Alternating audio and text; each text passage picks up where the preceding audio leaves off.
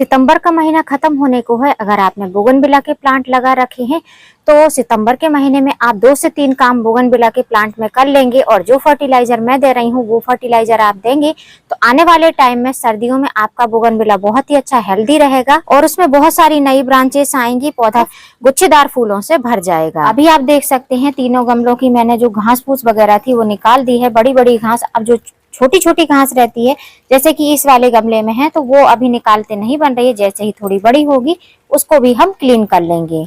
अब पहला काम तो आपको यही करना है कि जो घास फूस है उसको आपको एकदम क्लीन कर देना है। जब फर्टिलाइजर देना है तो उसके पहले जितना भी फर्टिलाइजर खींचने वाली खरपतवार रहती है उसको हटाते रहना है। अब दूसरा काम, यदि अभी तक आपने बोगनविला की प्रूनिंग कटिंग नहीं करी है, उसको शेप में नहीं लाया है तो आपको उसकी प्रूनिंग कटिंग करनी है। प्रूनिंग करने के लिए आपको प्रूनर की जरूरत पड़ेगी या सीजर की जरूरत पड़ेगी। आपको कितने बड़े पौधे को रखना है, कितनी हाइट उसकी रखनी है, जैसे आप देख सकते हैं मेरे पौधे की हाइट काफी ज्यादा हो गई है, मुझे जो है इसको शेप में लाना है तो उसके लिए हम इसकी कटिंग करेंगे।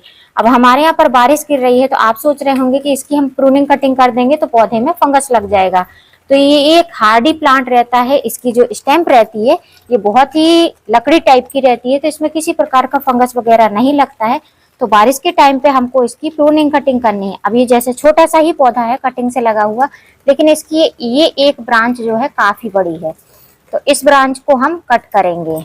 तो आपको जितना कट करना रहे आप उतना कट करें। ये पौधे की जहां से बढ़वार नहीं हो रही है वहां से आप थोड़ा थोड़ा इसको ट्रिम कर सकते हैं जिससे कि पौधा अच्छी तरीके से बढ़वार ले पाए। तो मैं ऐसे इसको कट कर दे रही हूँ। जो बड़ी बड़ी सी लगी लगी सी ब्रांच है उनको हम हटा ला रहे हैं। सेम प्रोसेस इसमें भी करना है। ये भी एक साइड ही भाग रहा है क्योंकि मेरे जो है मोस्टली प्लांट देसी वैरायटी के बोगनविला हैं। तो देसी वैरायटी के बोगनविला जो है बहुत ज्यादा झाड़ी नुमा हो जाते हैं तो उनकी प्रूनिंग कटिंग करना बहुत जरूरी रहता है। तो इस तरीके से हमको थोड़ा सा इनको कट करते रहना है। और यहाँ पर आप देखेंगे तो फूल खिला हुआ है तो इस फूल का लालच नहीं करना है, इसको भी हमको कट कर देना है। और जहाँ फूल नहीं खिल रहा है, किसी प्रकार के उसमें नोड नहीं बन रहे हैं, उनको भी हमको कट कर देना है। और पौधे में अगर आपको इस तरीके की सूखी टहनियां वगैरह दिखाई दे रही हैं, जैसे आप देख सकते हैं ये सूखी टहनियां हैं जिनमें कुछ भी नहीं पत्तियां आ रही हैं तो उनको भी आपको हटाते रहना है। ऐसी टहनियों को आपको नहीं रखना है। तो पहला काम आपको गमले की सफाई करनी है, दूसरा काम आपको पौधे की प्रूनिंग कटिंग करनी है क्योंकि ये बहुत अच्छा मंथ है। इस टाइम पर प्रूनिंग कटिंग करेंगे तो बहुत अच्छे नए नए पत्ते इसमें निकल के आएंगे। जैसे कि मैंने 15-20 दिन पहले प्रूनिंग कटिंग करी थी, अभी आप देख सकते हैं इनके पत्तों से ही फूल बनते हैं। तो अभी आप देखिए इसमें फूल बनने वाले हैं, इनके पत्तों से ही इनमें कलर बनता है और वो फूलों में परिवर्तित हो जाते हैं। तो इसकी मैंने पहले ही कटाई छटाई कर दी थी। तो अभी आप देख सकते हैं इसमें हरी हरी पत्तियां भी आ गई हैं और अब कुछ दिन में इसमें फूल भी खिलने लगेंगे। अब जो ये कटिंग वगैरह निकली है, आप चाहो तो इस टाइम पर इसकी कटिंग भी ग्रो कर सकते हो। कटिंग ऐसी पतली भी लग जाती है लेकिन पतली कटिंग लगने में थोड़ा सा टाइम लगता है। लगातार बारिश गिरती रहेगी तो कटिंग जो है पतली रहेंगी तो बहुत जल्दी खराब भी हो सकती हैं। लेकिन अगर इस तरीके की मोटी कटिंग लगाओगे, भला छोटी ही रहे तब भी आपकी कटिंग लग जाएगी। कटिंग लगाने के लिए आपको कुछ नहीं करना है, नीचे की पत्तियों को आपको हटा देना है। बहुत ही हार्डी वैरायटी के प्लांट रहते हैं ये, तो इनकी कटिंग बहुत आसानी से ग्रो हो जाती है। 3-4 नोड एरियो हटा दोगे आप यहाँ से पत्तियों से, तो उसके बाद में आप इसको इतना दबा दोगे और आराम से किसी भी सॉइल में लगाओगे तो ये कटिंग ग्रो हो जाती है। वैसे तो कटिंग किसी भी सॉइल मिक्स में रेडी हो जाती है, लेकिन अगर आप चाहते हैं कि आपकी बोगनविला की कटिंग बहुत जल्दी से लग जाए, जैसे मेरी लगी हुई है, आप देखिए पतली से, जैसे मैंने बताया आपको कि जितनी मोटी अभी मैंने आपको दिखाई थी उतनी ही पतली डंडी से मैंने इसकी कटिंग लगाई है और आप देखिए कटिंग बहुत अच्छे से लग गई है, इसमें ग्रोथ भी हो रही है। ये व्हाइट कलर का बोगनविला है जिसको अभी मैंने रिपोर्ट नहीं किया है। तो अगर आप ऐसा सॉइल मिक्स बनाना चाहते हैं तो इसमें 50% गार्डन सॉइल 50% सैंड का यूज करिए। आपकी बोगनविला की कटिंग बहुत आसानी से लग जाएगी। और सॉइल मिक्स थोड़ा सा कम रखिए, तो बारिश के टाइम में पानी बहुत ज्यादा नहीं रहेगा, एक्स्ट्रा वाटर निकल जाएगा, क्योंकि बोगनविला एक ऐसा प्लांट है जिसको बहुत ज्यादा पानी की जरूरत नहीं होती है। तो अगर आप लगाना चाहते हैं तो अभी आप प्रूनिंग करके और इनकी कटिंग ग्रो कर सकते हैं।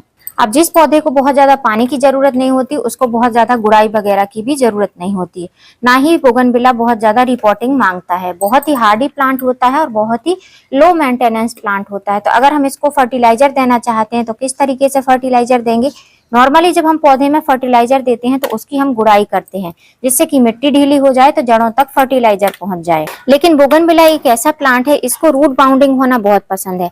अगर इस प्लांट को आप लगा रहे हैं तो इसकी रूट जितनी ज्यादा इस पॉट में सर्कल सर्कल में फैलेंगी, ये पौधा उतना ही अच्छा स्ट्रक्चर बनाता है और उतना ही हेल्दी चलता है। तो इससे आपको पता लग जाना चाहिए कि ये बहुत हार्डी प्लांट होने के साथ साथ इसका कोई भी देखभाल विशेष है नहीं। साल भर में 1-2 बार आप इसको खाद दे देंगे, स्पेशली अगर आपने इस तरीके से गमले में बोगनविला के पौधे लगा रखे हैं तो आपका बोगनविला का पौधा हरा भरा भी रहेगा और ये जो है सालों साल एक ही गमले में टिका भी रहेगा। अगर आप रिपोर्टिंग करना चाहते हैं तो 2 से 3 साल में एक बार में आप बोगनविला की रिपोर्टिंग कर सकते हैं। अब बोगनविला एक ऐसा प्लांट है जिसको बहुत ज्यादा नाइट्रोजन पसंद नहीं रहता है। ये नाइट्रोजन युक्त खाद को बहुत ज्यादा पसंद नहीं करता है क्योंकि ये अपने ही तरीके से बढ़ता है। ये एक ऐसा प्लांट है, ना इसको बहुत ज्यादा पानी की जरूरत है, धूप की जरूरत है, लेकिन पानी की बहुत ज्यादा जरूरत नहीं है। हर पौधा बढ़वार करने के लिए नाइट्रोजन युक्त फर्टिलाइजर मांगता है, लेकिन ये एक ऐसा पौधा है जिसको नाइट्रोजन की मात्रा कम भी रहेगी तब भी ये पौधा बहुत अच्छे से बढ़ता है। और दूसरी बात, हमारे यहाँ पर तो बारिश गिर रही है तो बारिश के पानी में भरपूर मात्रा में नाइट्रोजन रहता है, तो हमको इसको नाइट्रोजन देने की जरूरत नहीं है। लेकिन आज मैं इसमें 2 फर्टिलाइजर देने वाली हूँ जिससे कि आपका पौधा बोगनविला का नीचे जड़ से लेके ऊपर तने तक बहुत ही अच्छा मजबूत रहेगा। पौधा मजबूत रहेगा तो पौधे में बहुत अच्छे से गुच्छेदार फूल खिलेंगे। अब मेरे पास में 3 गमले हैं जिनमें मुझे फर्टिलाइजर देना है। एक गमला ये है, इसमें मैंने प्रूनिंग कटिंग पहले कर दी थी लेकिन फर्टिलाइजर नहीं दिया था, तो आज इसमें भी फर्टिलाइजर दूंगी। और 2 पौधे जो अभी मैंने प्रूनिंग कटिंग करी है इनमें भी साथों साथ फर्टिलाइजर दे दूंगी। तो पहले इस गमले में फर्टिलाइजर देकर दिखाती हूँ, उसके बाद में बाकी के 2 गमले में हम फर्टिलाइजर देंगे। पौधे में खाद देने के लिए वैसे तो हमको गुड़ाई करनी पड़ती है, लेकिन हमको इसकी गुड़ाई नहीं करनी है क्योंकि इसकी रूट जितनी ही ज्यादा ऊपर ऊपर रहती हैं और जितना ही रूट बाउंड रहता है पौधा उतने ही अच्छे से ग्रोथ करता है। तो हम ऐसे छोटे छोटे से होल बना लेंगे, जैसे मैं बना रही हूँ ऐसे आप भी किसी भी चीज से बना सकते हैं। मैं सीजर से बना रही हूँ, आप और किसी चीज से होल बना सकते हैं। तो यहाँ देखिए, एक होल मैंने यहाँ पर बना लिया है, एक होल मैंने यहाँ पर बना लिया है। 2 होल बना लिए क्योंकि मैं 2 फर्टिलाइजर देने वाली हूँ। सबसे पहला फर्टिलाइजर फॉस्फोरस फर्टिलाइजर, जो कि बोगनविला को बहुत पसंद रहता है। अगर आप इस फर्टिलाइजर को डालते हैं तो आपके बोगनविला के प्लांट के जो नीचे के स्ट्रक्चर रहते हैं, ये ब्रांचेस रहती है, काफी मोटी हो जाती हैं और जो इसके नए नए पत्ते निकलते हैं, इनकी ब्रांचेस जो रहती है वो काफी अच्छी मोटी मोटी सी निकलती हैं। जैसे कि आप ये देख पा रहे हैं, ये ब्रांच है, ये काफी अच्छी स्टैंडिंग तरीके से खड़ी हुई है। तो इसमें फॉस्फोरस रिच फर्टिलाइजर रहेगा तो पौधा आपका बहुत अच्छे से बढ़वार भी करता है और ये बहुत अच्छे से मजबूत भी बना रहता है। तो इसका हमको यूज करना है, तो करना क्या है कि बस जो हमने होल बनाया है, जो छिद्र बनाया है, उसी में हमको इस फर्टिलाइजर को डाल देना है। तो ये फॉस्फोरस रिच फर्टिलाइजर कौन सा फर्टिलाइजर है? तो फ्रेंड्स, ये है बोन मील, जानवरों की हड्डियों का चूरा। अब इसको डालने में बहुत सारे लोगों को झिझक होती है क्योंकि बोगनविला प्लांट के फ्लावर बहुत सारे लोग बोलते हैं कि हम पूजा में चढ़ाते हैं। तो जो लोग पूजा में चढ़ाते हैं वो इसको स्किप कर सकते हैं और इसकी जगह पर ये जो मेरे हाथ में दाने दिखाई दे रहे हैं, ये डाई अमोनियम फॉस्फोरस, ये भी फॉस्फोरस का बहुत अच्छा स्रोत है। इसमें केमिकल और ऑर्गेनिक आता है जिसको डीएपी कहा जाता है। मेरे पास में ये जो आपको दिखाई दे रहा है ये केमिकल वर्जन है इसका, जो कि नर्सरी में आपको बहुत आसानी से मिल जाता है। मेरे पास में ऑर्गेनिक भी है, दोनों ही है, तो आप जो भी चाहें वो डाल सकते हैं। तो अगर 8 इंच का गमला है तो इसके आप 8 दाने डाल सकते हैं और अगर जो है बारिश नहीं हो रही है, धूप निकली हुई है, तो 8 इंच के गमले में आप 5 से 6 दाने ही डालें तो इनफ है। और ऑर्गेनिक वे में डालना चाहते हैं ऑर्गेनिक बायो डीएपी, तो उसके 10 से 12 दाने आप एक गमले में बहुत आसानी से डाल सकते हैं। अब मैंने तो बोन मील का यूज किया है, तो 1 टीस्पून, आज मैंने टेबल स्पून नहीं लिया है, टी स्पून लिया है। इसलिए लिया है क्योंकि इसमें ग्रेन्यूल्स फॉर्म भी हैं और ये धीमे धीमे से हमारे पौधे की जड़ों में पहुंचेगा तो अच्छा रिजल्ट मिलेगा। और दूसरी बात, जब इस पौधे में गुच्छे में फ्लावर खिलते हैं तो इसमें थोड़ी थोड़ी मात्रा में हम फर्टिलाइजर देंगे, तो फिर टाइम पर हम फर्टिलाइजर देंगे तो बहुत अच्छे से इसमें वर्क करेगा। इसलिए हमको जो है टीस्पून का यूज करना है। तो फ्रेंड्स, अभी जो मैंने फर्टिलाइजर बताया है वो ऊपर की टिप मजबूत करने के लिए, ब्रांच को मजबूत करने के लिए फर्टिलाइजर बताया है। अब दूसरा जो फर्टिलाइजर बता रही हूँ ये रूट को मजबूत करने के लिए और प्लांट की ओवरऑल ग्रोथ के लिए, और एक प्रकार का ये इंसेक्टिसाइड पेस्टिसाइड मतलब कीटनाशक का भी काम करता है। ये है नीम खली। तो 1 टीस्पून भर के हमको नीम खली भी इस होल में डाल देना है इस तरीके से। आपके पास में नीम खली नहीं है तो आप नीम के पत्तों का चूरन बनाकर, मतलब उसका पाउडर फॉर्म बनाकर भी आप डाल सकते हैं, लेकिन शर्त यही है कि नीम की पत्तियां पुरानी होनी चाहिए, डिकम्पोज होनी चाहिए, या फिर जो है पीली पत्तियां होनी चाहिए जो कि सूखी हो अच्छी तरीके से, जिससे कि इनमें फंगस ना लगे। अब ये दोनों फर्टिलाइजर देने के बाद में हमको मिट्टी को ऊपर से ऐसे कवर कर देना है। बस इतना ही काम हमको इसमें करना है। ये 2 फर्टिलाइजर जब आप अपने बोगनविला प्लांट में देंगे तो आपका बोगनविला जड़ से लेके ऊपर से बढ़वार करेगा, और पौधा जब बढ़ेगा तभी उसमें इस तरीके से आप देख रहे हैं छोटे छोटे गुच्छों में आपको इस तरीके से फूल बनते हुए दिख रहे हैं। अभी इनमें कलर नहीं आए हैं, धीमे धीमे से इनमें कलर भी आ जाएंगे। तो अगर आपने बोगनविला लगा रखा है तो आप इसी तरीके से इसमें ट्रीटमेंट कर सकते हैं, जिससे कि सर्दियों में आपका बोगनविला काफी अच्छा घना जंगल की तरह रहेगा, और उसमें उतने ही ज्यादा ब्रांचेस रहेंगी। जितनी ब्रांचेस रहेंगी उतने ही गुच्छों में फूल खिलेंगे। अब एक पौधे में जो हमने इसमें काम किया है वही काम हम बाकी के इन दोनों पौधों में भी करने वाले हैं। तो इनमें फर्टिलाइजर दे दूं, फिर मैं उसके बाद में आपको दिखाती हूँ। अब इस वाले गमले में हमने इसमें बोन मील और जो है नीम खली का यूज किया था, और ये दोनों गमले में से एक गमले में मैं आपको डीएपी का यूज करके दिखाऊंगी और सेम बोन मील का यूज करके दिखाऊंगी। तो ये आप देख रहे हैं, ये है डीएपी के दाने। 8 से 10 दाने ले सकते हैं। बारिश गिर रही है, इसके थोड़े से दाने ज्यादा भी रहेंगे तो कोई दिक्कत नहीं करेगा। तो इस तरीके से हमको होल में डाल देना है दानों को, और दूसरे वाले होल में हमको इसमें ये नीम खली का पाउडर डाल देना है। और जो ये दूसरा गमला है इसमें हम सेम वही चीज डालने वाले हैं। 1 टीस्पून भर के इसमें बोन मील, और सेम वही रूट को मजबूत करने के लिए, स्टेम को मजबूत करने के लिए नीम खली।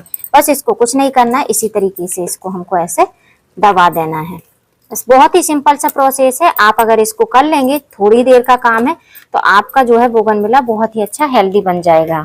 अब तीनों पौधों में हमने फर्टिलाइजर तो दे दिया है, लेकिन अब इसमें हमको पानी देना है। तो पानी तो हमको देने की जरूरत नहीं है, क्योंकि हमारे यहाँ पर तो भगवान खुद ही पानी दे रहे हैं। तो इन गमलों को हमको इस तरीके से ओपन टेरेस में खसका देना है, तो ये अपने आप ही पानी ले लेंगे। आपके यहाँ पर बारिश नहीं हो रही है तो इसमें 1-1 मग भर के पानी अच्छे से आप इसमें दे दें, जिससे कि फर्टिलाइजर धीमे धीमे से डाइल्यूट होने लगे। तो मैंने तो सितंबर खत्म होने के पहले पहले अपने बोगनविला में ये काम कर लिए हैं। 3 गमले बचे थे जो कि आज मैंने आपके साथ में शेयर कर दिए हैं।